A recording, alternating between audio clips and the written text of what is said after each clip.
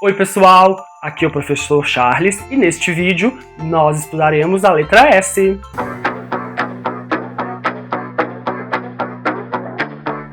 A letra S tem dois sons, o S e o Z. Com S escrevemos saci, S-A-S-I, saci, duas sílabas, Saci. O Saci é um personagem do folclore brasileiro. É um menino negro, de uma perna só, que usa um gorro vermelho e faz redemoinhos. O Saci é muito travesso. Ele adora pregar peças e fazer trollagens. Escreva aí embaixo a palavra Saci e se você já ouviu falar do Saci ou se já viu ele. Para provar que você é muito inteligente, nós iremos fazer uma atividade.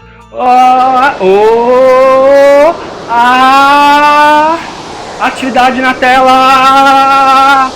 O tio Charles é muito aventureiro e ele resolveu ir até a mata caçar sacis. No bambuzal, ele encontrou uma toca de tatu, mas nada de saci.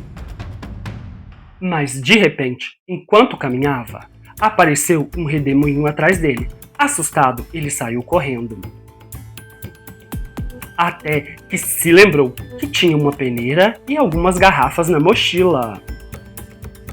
Foi então que ele pegou a peneira, jogou no redemoinho e capturou o saci. Em seguida, colocou-o dentro de uma garrafa e foi embora para casa. Em sua casa, tio Charles tem uma prateleira cheia de garrafas de saci. A atividade é: quantos tem?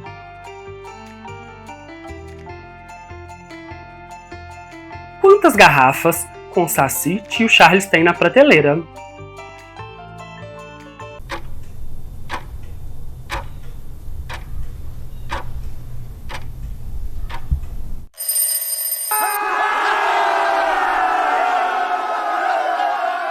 Parabéns, você acertou!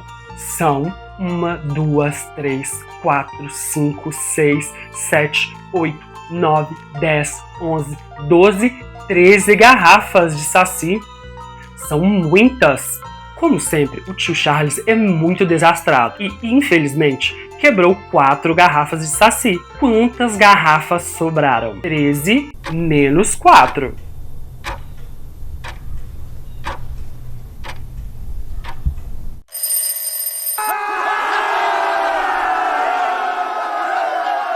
Parabéns, você acertou! Sobraram 1, 2, 3, 4, 5, 6, 7, 8, 9 garrafas com saci.